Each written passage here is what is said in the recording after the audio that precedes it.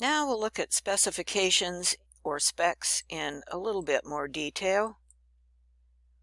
And remember that the specs are a part of the project manual.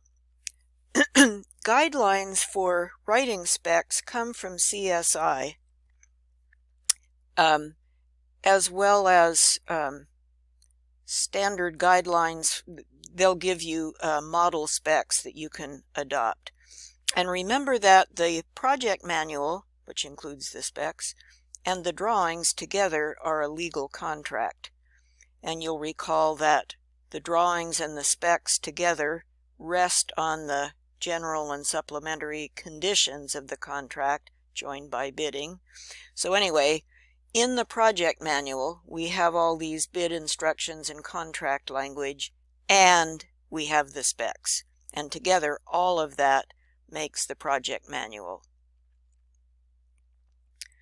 So the contract language, as we mentioned in another lecture, the contract language comes from AIA. The spec language comes from CSI, together with their master format numbering system. Now, because this is a legal document that has every chance of winding up in litigation in a courtroom, it's critically important that this language be precise and leak-proof. So we really rely on CSI for the model language. And according to CSI and everybody else, as you remember, drawings are the graphic portion of these documents, and specs are the written part of these documents. So the drawings say what size, how big, where, what shape. The specs say what quality, what kind of materials, what standards do we follow. And together, the drawings and the specs are equal partners in the CDs, in the construction documents. However, if something goes wrong and for some reason the drawings and the specs conflict, if they each say something different from the other, then legally what is written in the specifications rules. The specs take precedence. So here's a little bit of language from AIA laying out in a little more detail what drawings are responsible for, what specs are responsible for.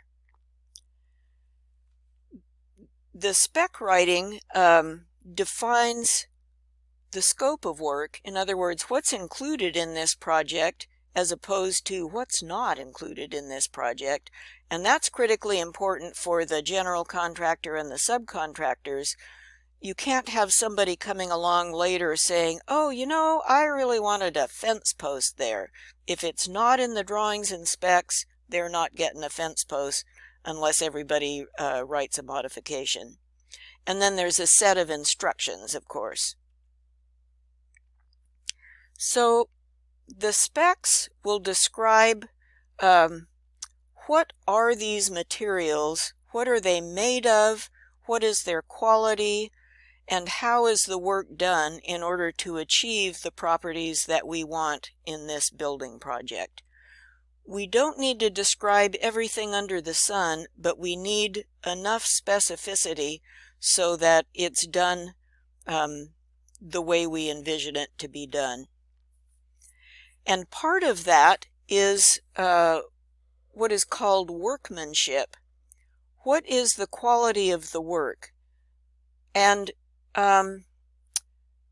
you could see this as subjective. Oh, it should be high quality work. Yeah, everybody knows that.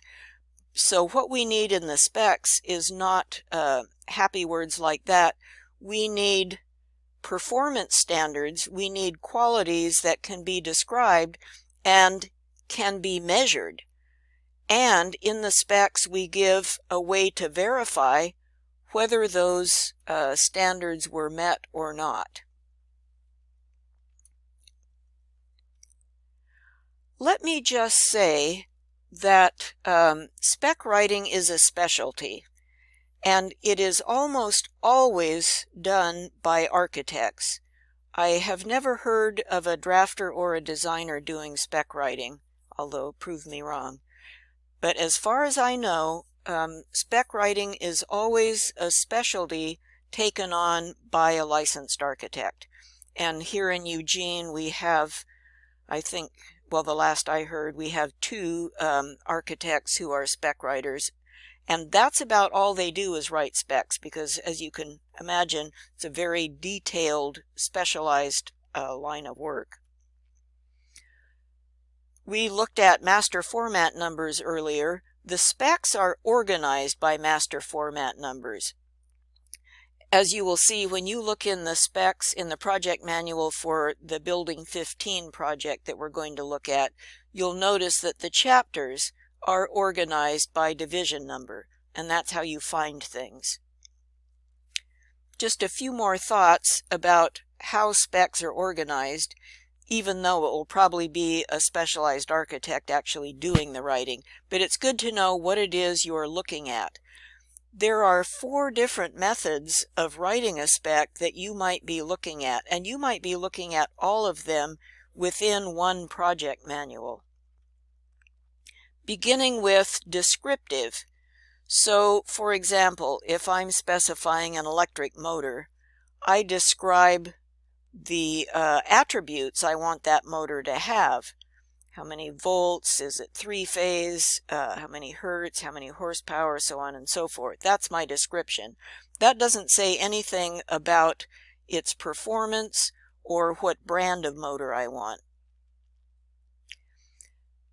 Some parts of specifications actually do give manufacturer details and brand names.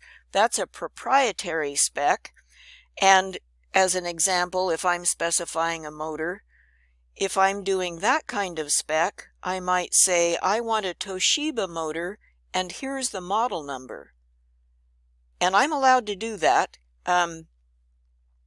Usually you will see a Toshiba model number such and such or equivalent substitute, because it's possible that by the time the bid gets let and the building starts getting built, somehow this particular model gets discontinued and you can't buy them anymore. So then your purchasing agent needs to know or equivalent. Performance is where we say not what it looks like, but what it's able to do. And it might be performance, something like the strength of a concrete. So here's an example. I think these are performance standards for a crane. Doesn't say anything about what brand or what it's made of. Here's what it must be able to accomplish. And finally, be aware that standards get incorporated by reference. That's the language that CSI uses, incorporated by reference. And what that means is you or your spec writer does not have to be constantly reproducing and rewriting all the standards that govern a particular grade of concrete or a particular type of electric motor. You just refer to the ASTM standard for concrete, such and such a standard, and that's all you need to say. It's incorporated by reference. And usually you say ASTM standard such and such with a year. So if the standard gets updated next year, but you were speccing to an earlier year, you won't have any conflict over which grade of concrete are you using. So there is a peek into the world